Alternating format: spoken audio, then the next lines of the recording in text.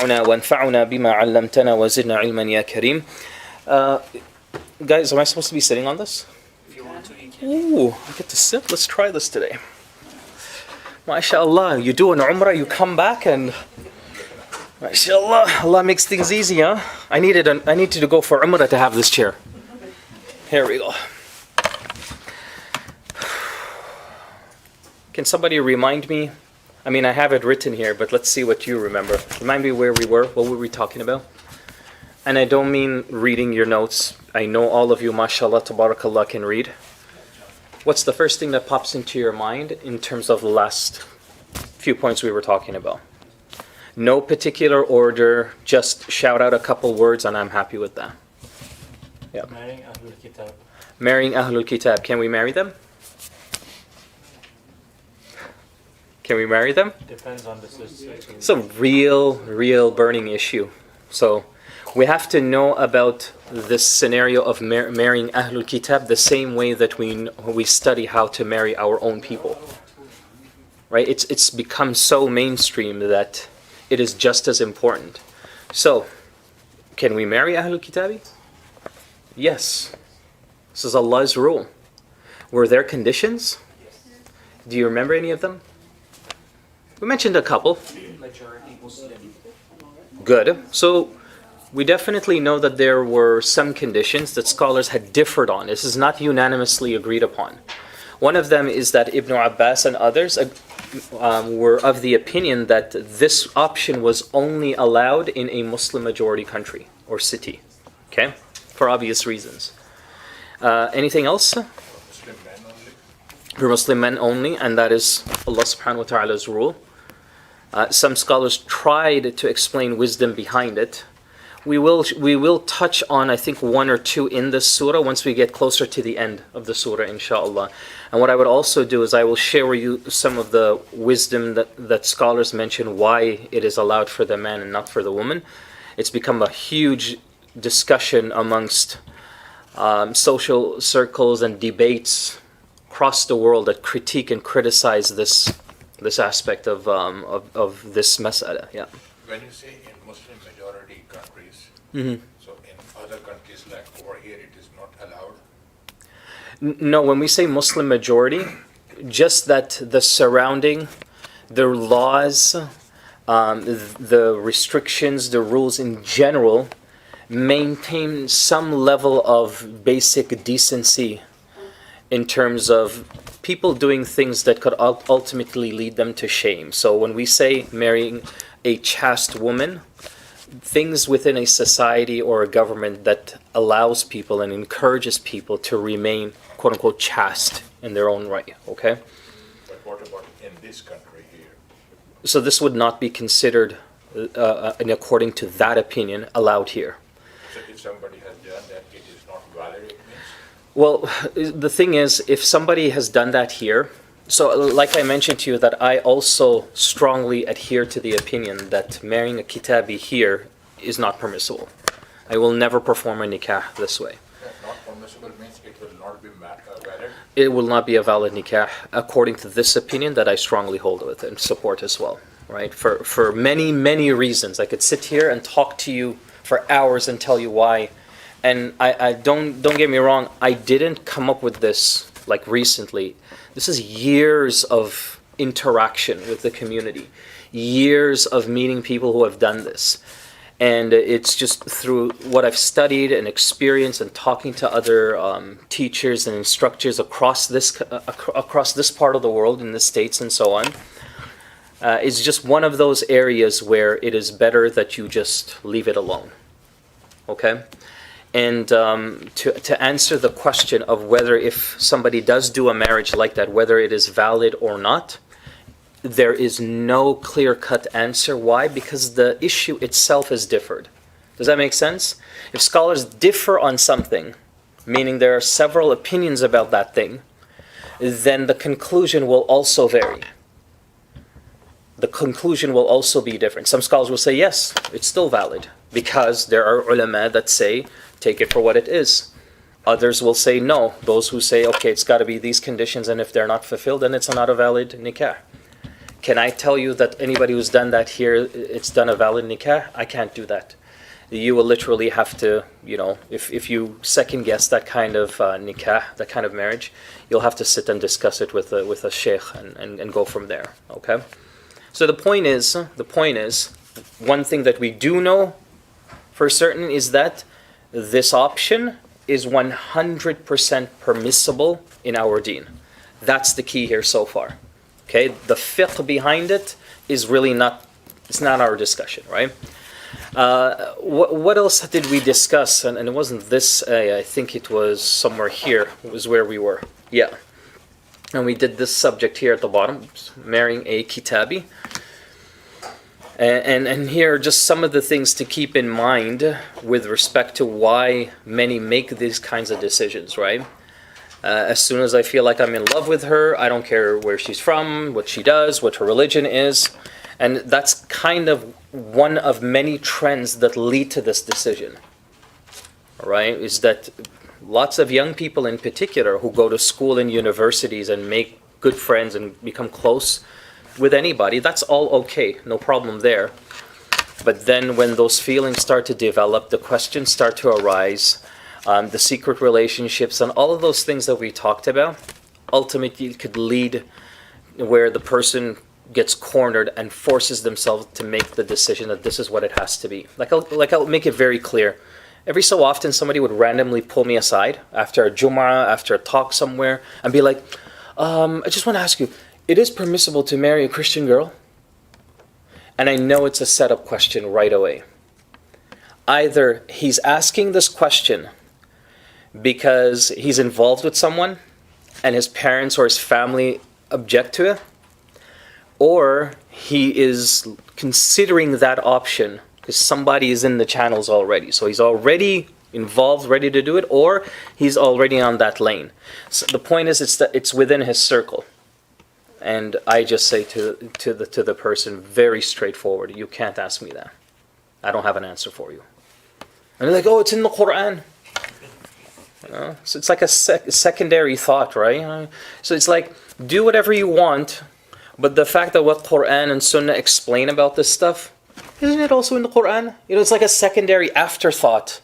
We just want to make sure that we get somebody's name who says and validates what I feel and what I want. Oh, Sheikh said this. And then turns into something else afterwards, right? So a lot of responsibility, a lot of thought has to go in something like this. And again, and considering where we live and the things that we have to cope with in terms of our relationship with Allah subhanahu wa ta'ala, our faith, all of these things, shak and doubt in our faith, these kinds of choices don't necessarily make it easier, is the whole point here. With that being said, I believe this is the ayah that we are at, right?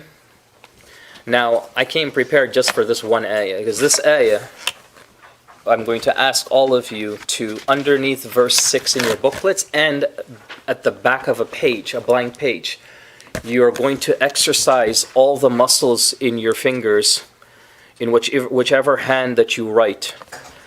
And if you write with the right, the left hand will eventually get used as well. So we're going to exercise both of your hands today, insha'Allah ta'ala. So game face on and let's get going here. This is Ayatul Wudu, students. So the first point about this before we look at the translation is that this is the only ayah in the entire Qur'an that talks to us about wudu. Wa alaikum assalam wa rahmatullah. Not just what wudu is or anything like that. It actually not only introduces wudu, but it takes you step by step of how Allah Azza wa Jal wants us to perform wudu. So the order in which you see us, the way that we perform wudu today, comes from this verse. So that's why we can't perform wudu however we want. Like I can't start by, washing my arms, and then my feet, and then my face, and all. There's a specific order. So the first point is that this is Ayatul Wudu. It's the only place in the entire Qur'an, and it outlines exactly step by step how wudu is done. The second point about this particular verse, this is also one of the most controversial verses in the sense that scholars differ on some of the fiqh behind what we're going to see in volumes of material. So when they say things like, okay, wipe over your head, there are massive chapters of what exactly that means. You know, oh, if you don't have hair, what are you wiping? Do you still do the ritual? If you're running out of water, do you just have like, okay, can you just wipe just a few strands of hair? Does that count? Does it have to be the front or be at the back? What if you just happen to do this because your hair, mashallah, is looking mashallah today, so you don't want to touch that, you go like this? Yeah, it's all fiqh questions people ask all the time. What if you just miss it altogether? What if you miss one of these steps? Then the ears. It's not mentioned in this ayah. Nothing to do with ears. Scholars differed. Some said yes, some said no. Ears, you literally skip it. It's not part of the wudu. So all of that fiqh and much, much more, all extracted from this one ayah. I'm not going to talk to you about how wudu is performed, all right? What I'm going to do is we're going to strictly restrict the conversation of how Allah introduces wudu in the Qur'an. Okay, we're not going to talk about the blessings of wudu and all of that stuff, because inshaAllah ta'ala that is something that we all should know and understand. So with that being said, here's the first point that I would like to share with you, is how the verse begins. Ya ayyuhalladhina amanu. Students, what do we always say when you read a verse that begins with Ya ayyuhalladhina amanu? What do we always say? What does that mean to you and I as believers? That's it. Remember that sentence. Anytime you hear Ya ayyuhalladhina amanu, it means you need to have some amanu, some iman in you in order to capture this message. Or otherwise, the ayah will literally fly over your head. Or it will just be a bunch of information. You'll have great knowledge, but the knowledge won't benefit you. It won't uplift you. So, Ya ayyuhalladhina amanu is Allah's way of saying, hey, all of you Muslims, but especially those of you who have faith, those of you who are serious in your deen, and even if your faith is literally an atom's weight, like it's next to nothing, that's good enough for Allah to get your attention. That's good enough. Now in context, this ayah, we're going to talk about wudu. Wudu is meaningful. It's worth the time and the effort wherever you are. Because why? It's a reflection of your iman. It's a sign you have iman, that you perform wudu. So that's really important, because that sets the tone of how you're going to perform the wudu. We all know, we always hear about Muslims or people in general, right, that perform wudu. You'll have like Ferrari wudu happening beside you. Guy, mashallah, tabarakallah, like transformed, done, he's out. Then you have the guy beside him, Salah might finish and he's just on step 3 or something, right? And he'll have the tap on and he'll just, mashallah. By the time he's done wudu, salah time has passed, the next adhan is coming up. And he's still in there. So prolong each and every step. Then you have the ones in between, which are really weird. They are like the wudu police. Yeah, I mean, they're the ones that if you walk out of the bathroom, Akhi, brother, did you make wudu? Yeah. How come that spot right there beside your eyebrow looks so dry? A'udhu billah. May Allah accept your... It's just really crazy. The culture and what people have done to one of the most beautiful sacred rituals we will ever have on the Day of Judgment. Our Prophet ﷺ told us all our limbs will come on the Day of Judgment as a result of wudu, and the brilliance of all the limbs that you washed will be brighter. It will reflect a shine. It will reflect a brilliance that is shiner than the sun itself. You will be brighter than the sun because of wudu on the Day of Judgment, which is unbelievable. That alone should make you want to and love wudu, even if it's not time for salah or anything else. You just want to be in wudu. And with that being said, to really capture the introduction of Ya ayyuhalladhina amanu, scholars all encourage that generally speaking, the believer, as part of their discipline, should always be in wudu. Like it should be encrypted in your day-to-day lifestyle. That you, no matter what you're doing, you're going to the park, but you just have the habit of performing wudu before you leave home. It's just the habit. That's just who you are. And so what scholars say is make wudu not just a requirement, but a quality in your life. Okay? Make it a quality in your life. And with that, that is when you're going to see what will manifest. Ya ayyuhalladhina amanu will start to manifest. People will see iman in you. Ya ayyuhalladhina amanu, now here's where things get interesting. إِذَا قُمْتُمْ إِلَى الصَّلَاةِ, when you rise to prayer. So this is interesting. Because now the ayah sounds like it's restricted wudu to just what? So if you want to read Qur'an, does this also apply? It's very specific. Allah said, if you get up and rise for prayer, scholars differed. Just look at how interesting fiqh is, right? You stare at the verse for a second, and it all mentioned was prayer. So some ulama said that when it came to holding the Qur'an, making tawaf, all of that stuff that you generally should have wudu for, no, you don't actually. But those are like, solitary type opinions. But because we're in a class, I want to throw it out there just to get your brain working and just thinking about how in what direction you can really go with verses like this. First thing is that the ayah says, إِذَا قُمْتُمْ قَامَ, meaning that you're aware, you stand up, you get up. Now what are you getting up from? Allah says when you rise from what? Anybody know? What's the common sense answer that would pop into your mind? What are you thinking about? From sleep, right? From Fajr time. Or Fajr time. But the point is, it's you were resting or you were sleeping and you rise. Does it specify anything like that? So what is it really referring to? We don't know. Start of the day. It could be all of that. Start of your day. Could be the beginning of the salah. So whatever you're doing, rise here in this ayah does not mean that you were sitting and you got up. It could literally mean that you were busy and now you rise from what you're doing and focus towards salah. So it could have sort of like a metaphorical type meaning to it. The majority, obviously, though, when I say majority, the vast majority, this ayah is talking about when you wake up.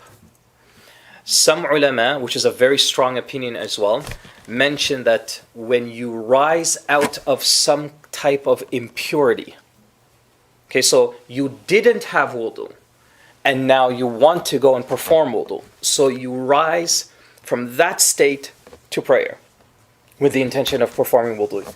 You understand the second point, right? So you rise from a spiritual state that does not allow you to pray, and you rise from that state to the state that can allow you to pray. So qama, when you rise, several meanings. So make sure you write them down. Okay, I'll give it to you in order now, okay? The first one, rise, meaning from sleep. B, meaning from a spiritual impurity to wudu. So you don't have wudu to wudu. You rise from that state to this state. Third, rise in this ayah means that you rise from one prayer to the other prayer. In other words, the ayah is saying every salah, whether you have wudu or not, you must make wudu. And this was a habit of many companions. Didn't matter if they broke their wudu between prayers. The ayah says when you rise to prayer. So it could mean it's talking about every single prayer. So they had the habit of every prayer. So what is the conclusion? You're going to see, okay? So when you rise for prayer, students, why is salah important to us? Tell me in one sentence Why salah is important to you? Just shout it out. Just more than one sentence. The remembrance of Allah being obedient. That's perfect. That's one beautiful sentence. Salah is important because that's how I remember Him. That's how I keep remembrance with Him. Perfect. Tell me something else. Why is salah important? Just say, yeah. For me, it's when everything doesn't make sense and everything might be going wrong, but in prayer you just lose yourself and you just Clarity, direction, some sense of understanding, purpose. Good. Allah has told us to do that. Allah told us to do it. I want to be obedient. Keep going, sisters. Between us and the non-believers. Difference between us and other faiths, other religions. We do this 5 times a day. That's, yeah. It's your fact to communicate. Good. Your connection, your private meeting with Allah. Consciousness. Anything else? A wake-up call to return to Allah. Wake up call to return to Allah. You know, we can go on like this until Fajr. However, here's the point why I ask this question. You will get none of that until you master wudu. Wudu is the introduction to all the benefits of salah. Salah is like a massive book. And wudu is the cover and the intro and the intention to write the book.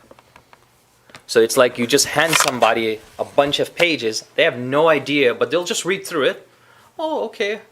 But they have no idea why, what's the purpose, what's the goal, what's the benefit. They just went through it. Okay, I got to the end of it. Now what?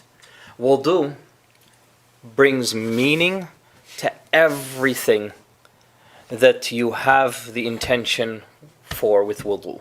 So if you have the intention that you just want to be in a pure state, you will get that. If you have the intention of prayer, and these are the things that you just mentioned that are important to you, you will get that, and inshallah you will get even more. So this is really important. Now keep in mind one point here. Make sure you write this down. What ayah number is this? 6. How many verses do we have in Surah Maidah? Just look at the last page. I don't remember off the top of my head. 76. What's the yeah, just take a quick look at the last page. 120? 120 verses, students. Allah put this verse number 6. What does that tell you just in terms of position in the surah about this verse? There's urgency because it's come very early in the surah. It's like this is something that can't wait for the middle, it can't wait for the end. This is something important. You know what that means to you and I now? This is priority to Allah, and it should be priority to you.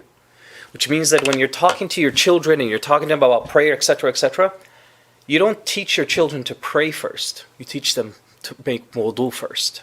But this Surah Maidah, it came almost at the end. Yeah. So the point is right, it's refining now something that they had began with the Prophet ﷺ earlier, you're right. But when you look at it as a whole complete message now of this book, Surah Al-Ma'idah, despite in Revelation it came late, in order, it's the 5th surah. And then it's the 6th paragraph. And if you stop there, just logically, why would Allah order it and organize it in such a way, despite that it was a late revelation? And that's the benefit that I want us to capture, is that if you even put aside revelation for a moment, most Muslims don't know context and revelation when it comes to Quran.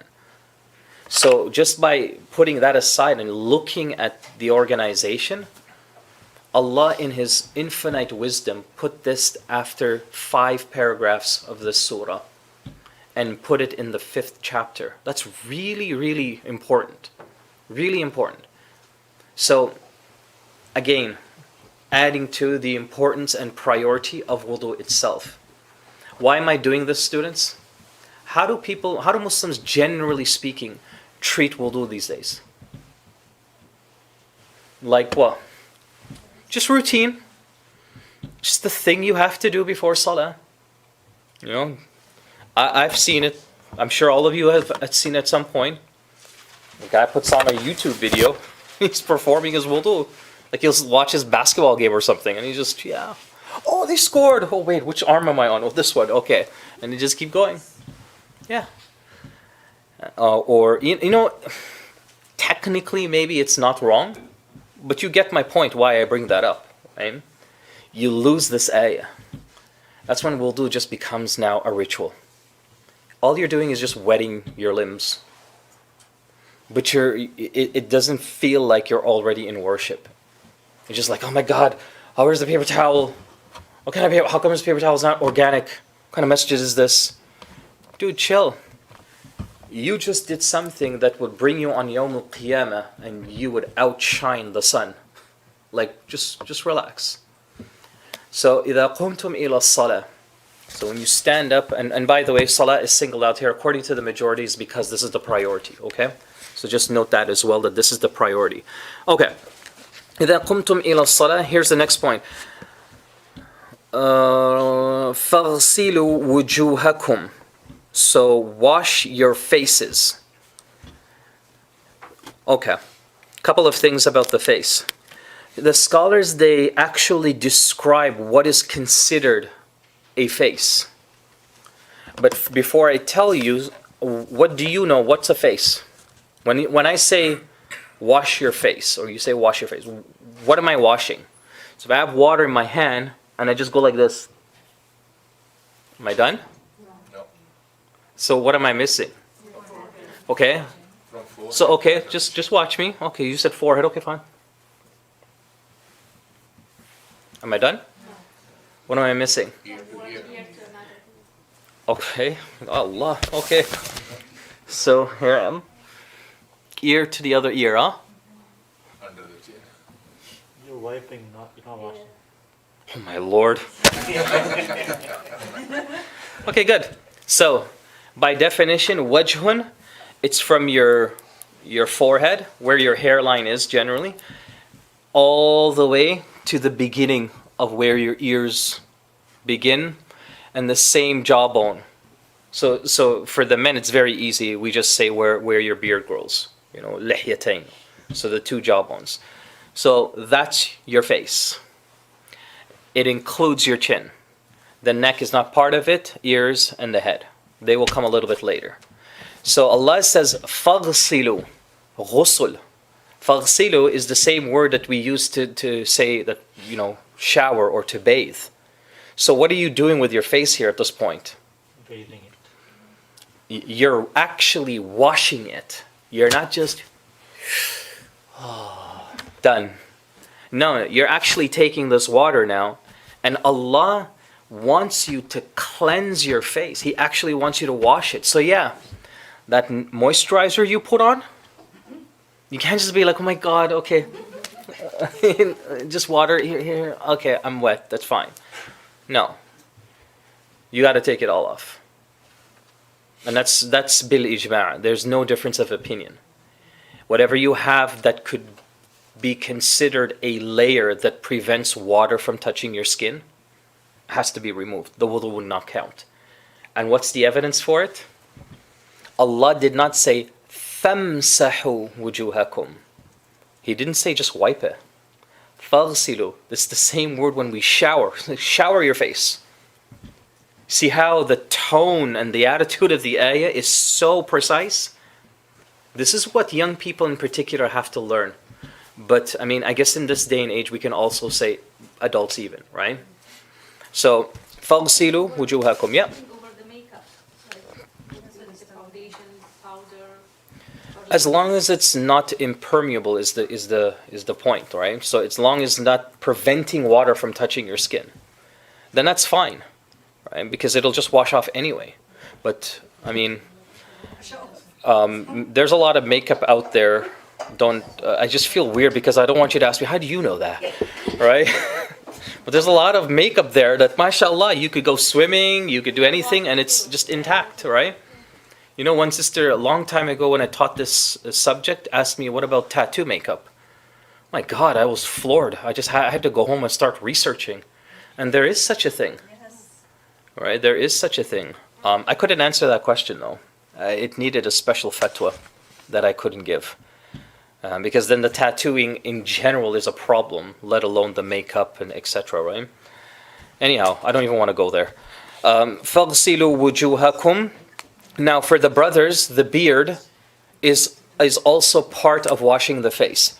So for all of us, when we say wash the face, the idea is all the madhabs say even you literally go like this to your eyebrows. Yeah. When I say this, like you don't have to just go, like just wipe it over once and that's it, and that's fine. For the brothers, you literally have your hand in your beard and you keep going. Right? There are scientists now that have written hundreds of articles of the benefit of all of this. The amount of bacteria and germs and exposure that we have just walking around, just outside in our natural habitat, our environment that surrounds us. The chemicals, the fumes from cars, from factories, pollution, you name it, the list goes on. A lot of this is invisible, but literally it's pasted onto your face. It's there. So that's why, like, one way that we could know is that you'll leave home and your face is mashallah, sparkling, it's nice, everything is good. By the time you get home, you have an Allahu Akbar growing here, this massive pimple just came out of nowhere and it's hurting you, or you got like this itch and you're just like, where's this coming from? There's a good chance like it's just coming from the elements you're being exposed to, right? And it is just, to me, absolutely incredible. This is one of many verses that prove to me that Islam is the ultimate truth from Allah. It is the religion of mankind. Because Allah tells us here, yeah, you got to wash your face, not just once for the day, regularly. And especially when it comes time for salah. We are ordered to keep doing this. It's amazing to me. So, just keep that in mind, that there is also, more than just spiritual benefit behind it. Okay, the ears. The scholars, they say with respect to the ears, it is not a requirement for a valid wudu, although some have encouraged to include the ears. And so literally either or is fine. You can literally skip the ears completely because it is not specified in this ayah or in any hadith in particular. All it would say is ear to ear, or when you're doing your masah over your head, to include the ear. It doesn't specify what to do, so whether you wipe or you just ignore it, all of that inshallah is fine. Next, wash your faces and your forearms to your elbow. So then Allah says, وَأَيْدِيَكُمْ إِلَى الْمَرَافِقِ. I guess before we go to the arms, what about gargling? It's mentioned here in the tafsir, so I want to just give it to you as well. Gargling is also a practice of our Prophet ﷺ. And actually the way that he would, when he would wash his face and he would cleanse his nose, it's really difficult for the average person to do it the way that he did. Because what the Prophet ﷺ would do, just think about this for a minute. Put some water in his hand, and he would literally inhale it through his nose and breathe it in.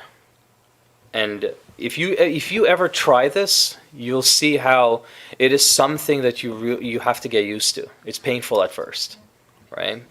But the point is that he didn't order that, but that's just for you to keep in the back of your mind. If you ever want to take your wudu a step forward, those are some of the little things that he did. But gargling in general, we all know about that and how that's done. Of course, in Ramadan and fasting and so on, there are exceptions to that, but the general rule is that this is also included when we perform our wudu, although it is not specified in the ayah. وَأَيْدِيَكُمْ إِلَى الْمَرَافِقِ. So then Allah says, and then your forearms to the elbows. So in other words, you wipe. So what is it? Is it wipe or wash your forearms? Wash. Who says wipe? Okay, those of you who say wash, how do you know that? What's the evidence for it? It says فَغْسِلُوا وُجُوهَكُمْ. Okay, so it's all one sentence? Applies to as well. Okay, good. Anything else? So yeah, just wanted to see, because, I mean, mashallah, the three of you know Arabic, right? So you pick up on the wow right away. I shouldn't have listened to you. Should have just ignored. But the point is yes, you're right, the wow. The wow in the ayah means and. So how is and used in English? It connects what is before to what is after. So it appears as though it's the same command. So when Allah says wash your face, the same command continues, the instruction. And to your forearms to your elbows. So you're washing, the washing continues, okay? How many times do you do that, everyone? 3. 3? I can't do it more or less? Can't do it less. I can't do it less? Can. You can? Like what, 2 or 1 or? 1. Okay, can I do it like 5 times? Exaggerate. Say it again? It's more than need or exaggeration. So it's got to be maximum 3. I can't do more. Can do more, but I think it's observed or better to do more than once. Up to Okay. maybe. Okay. Anything else? What if I just want to do like 7 times one arm?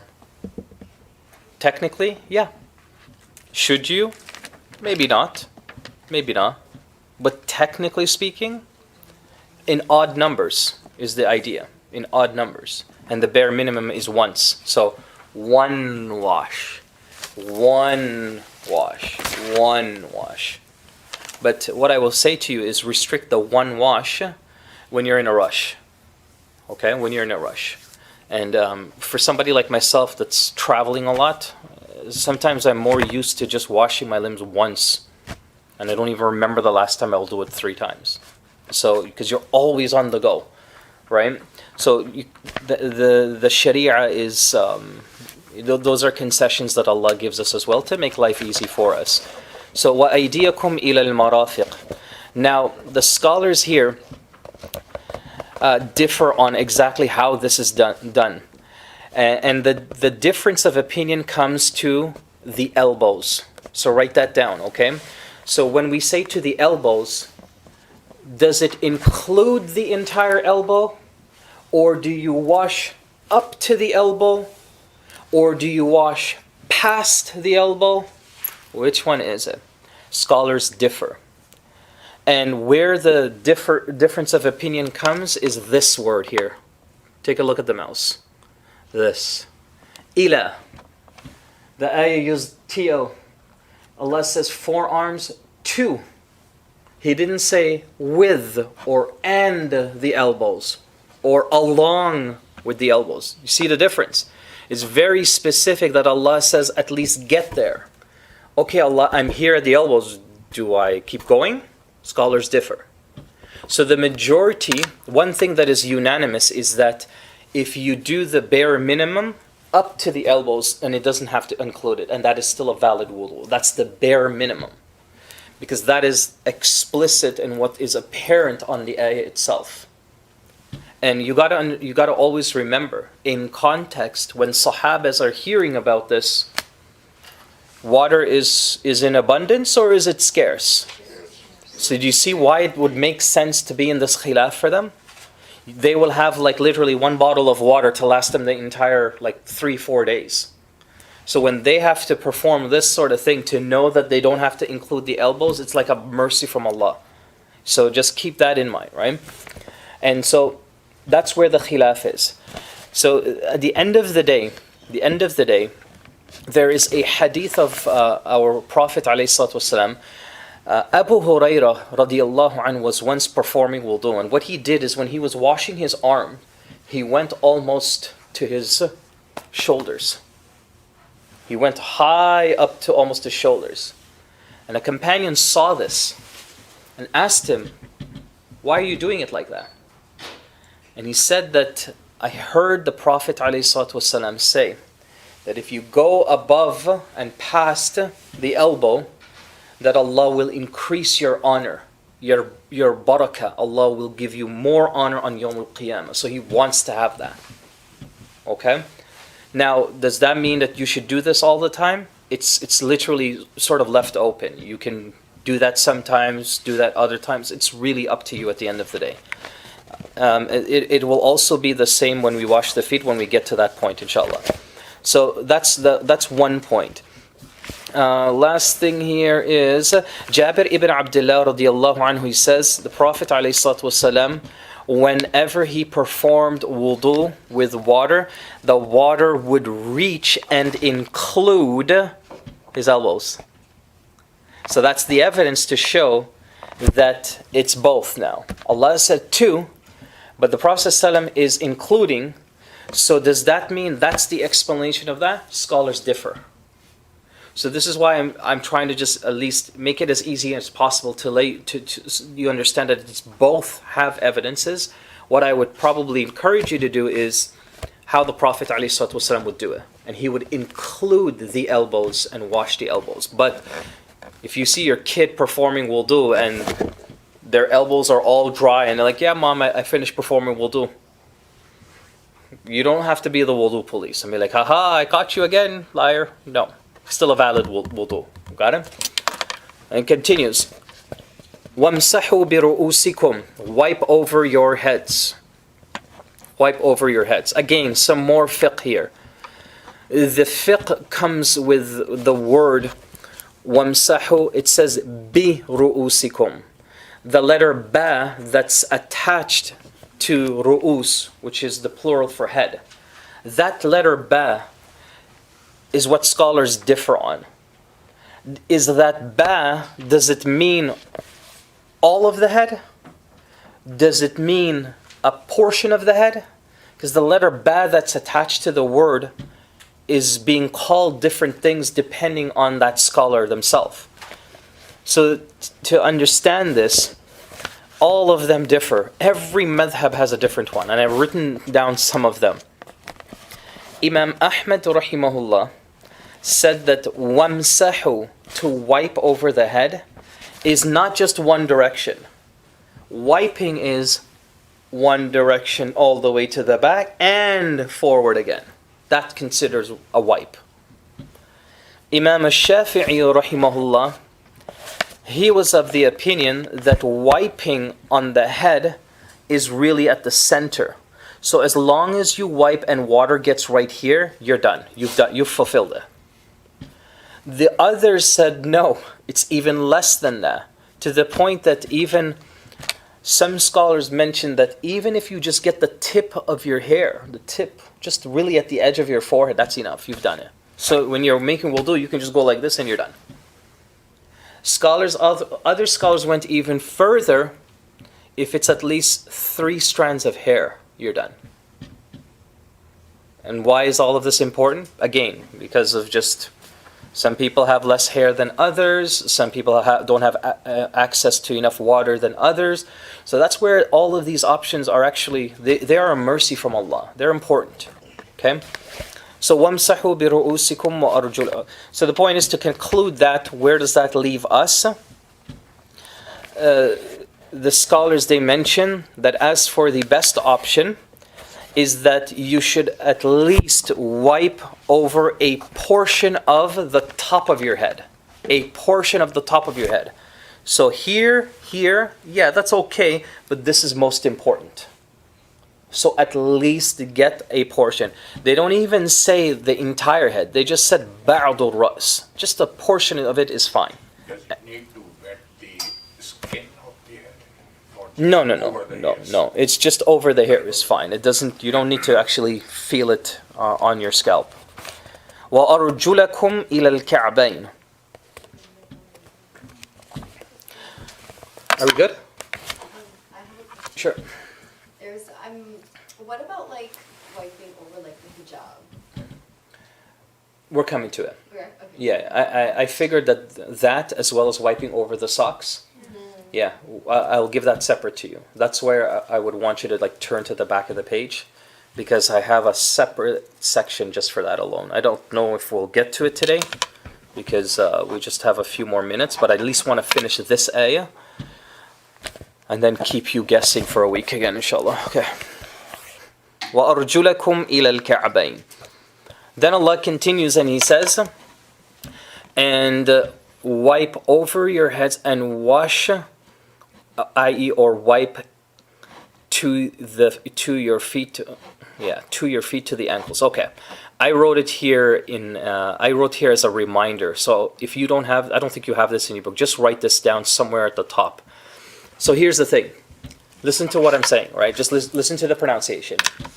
وَأَرْجُ لَكُمْ وَأَرْجُ لِكُمْ وَأَرْجُ لَكُمْ وَأَرْجُ لِكُمْ. Once I say it with a fatha, وَأَرْجُ لَكُمْ, and the other time I say it with a kasra, وَأَرْجُ لِكُمْ. What's the difference just by changing that one vowel? If you use the fatha, it means you're washing your feet. If you use the kasra, it means you're wiping over your feet. So the kasra type of recitation is going to now benefit what? Socks. When you're wiping over your socks or shoes. And that's in a different qira'ah, a different recitation. So very many scholars read it this way. Ibn Kathir, Hassan al-Basri, very, very great scholars and companions, they would do either or, and they are both like authentic recitations, right? So the point is that this is one of the benefits as well why we have several recitations of the Qur'an. This is one of the reasons why. Because you can extract certain fiqh out of one recitation that you don't get from the other. And so you get a more comprehensive understanding of an ayah. Just by one vowel alone, subhanAllah, it changed the entire practice of this particular ritual here, this particular step. Okay, that brings us to wiping over the ankles. I'm going to introduce it and then we'll pause, inshallah. Okay, I'm going to introduce it and then we'll pause, inshallah. So just step aside from the ayah for a minute and find a blank page or somewhere. And there's a couple things that I want you to note. We're going to talk about masih. We're going to talk about the wiping over the feet, which will also include the hijab and the turban, and believe it or not, even if you're wearing gloves, okay? And for whatever reason you can't remove them, how you can perform wudu in that case, which is very rare, but there is some fiqh on it, okay? So the masah, here's the thing, make sure this is really important. A lot of people get this confused. There is no difference of opinion to wipe over the sock. There's no difference of opinion to actually wipe over the socks. That ritual itself, no one will say to you, no scholar will say, oh, that's not allowed in Islam. We don't wipe over socks. So that's the first point. There's no difference of opinion in terms of actually wiping over the socks. The difference of opinion comes with the type of material the socks are made of. And again, lots of Muslims confuse the two. Lots of them.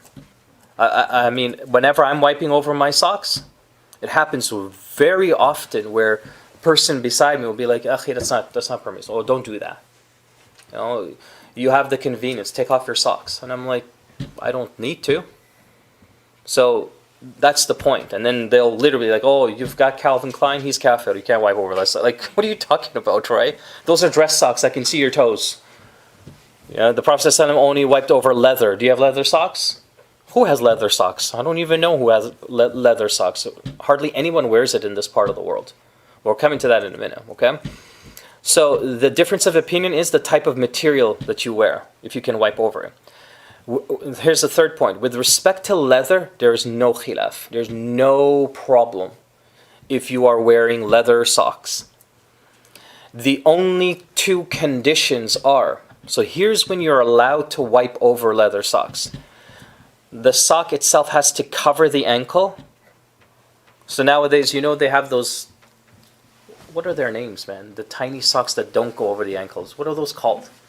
They're like pancake socks kind of things. Like, I don't even know what they're called. But I think they have a special name. Ankle socks. They're called ankle socks? But they don't touch your ankle. So you can't make masih over that. So the first condition is that the sock, or here in this case the leather sock, has to cover the ankle. One is below, one is... Okay, so yeah, the one that can cover that.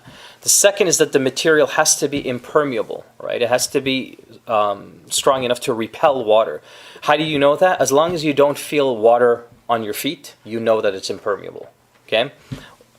So when we say, so this is when we're talking about leather as well. Obviously there are different grades and different types of leather. So we're talking about the one type of leather where it repels water. Okay? And I think I will give you one last point and we'll pause. Students, do you know how many companions narrated hadith about wiping over the socks? Over 20. This is why, as a result of the amount of companions that did that, unanimously, scholars agree this was a practice of our Prophet ﷺ. And you know what's really interesting? This surah, after this surah was revealed, some of the companions narrated that they saw the Prophet ﷺ wiping over his leather sock after the surah was revealed. Which tells you what? He also understood this ayah that it meant both, to wash and to wipe. Why am I telling you this? Because there are certain groups in our religion, certain sects that completely denounce the whole idea, reject it completely, of wiping over anything. You either wash the feet or no wudu. Can you imagine if you went into that community and you wiped over your shoe? You would probably have to take your shahada again or something. Who knows? Right? So that's why I'm emphasizing that there is no difference of opinion in terms of at least Ahlul Sunnah on this subject, inshallah. Okay? When you wipe over your socks, you have to keep your socks on. Yeah, we're coming to that. The conditions, right? I'm going to explain to you as well exactly how to do the masah. Like I will show you exactly how it's done. Okay? So when you walk out of here and you look at this ayah, you put some of this fiqh together, it'll be, inshallah, no problem. Okay? You will have no problem. You'll know when and how to be done.